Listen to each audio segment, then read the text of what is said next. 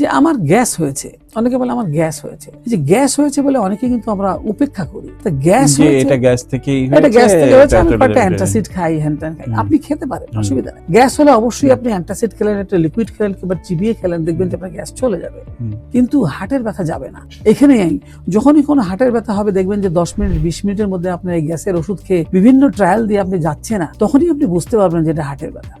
গ্যাসের ব্যথার সঙ্গে আপনি ঘাম দিবেন না, আপনার দুর্বলতা আসবে না। হ্যাঁ, কিন্তু হার্টের ব্যথার সাথে আপনার দুর্বলতা আসবে, আপনার ঘাম আসবে, মাথা চক্কর দিবে, আপনি বমি করবেন। গ্যাসের ব্যথার সাথে আপনার খাওয়া দাওয়ার একটা সম্পর্ক থাকবে, কিন্তু হার্টের ব্যথার সাথে আপনার খাওয়া দাওয়ার সম্পর্ক নাও থাকতে পারে। হয়তোবা আপনি হয়তো কোরিলেট করতে পারেন যে হ্যাঁ, আমি ওই সময় একটা হাঁসের মাংস খেয়েছিলাম, but it's not always true. আপনি হসপিটালে চলে যাবেন। সুস্থ জীবন, সুন্দর পৃথিবী।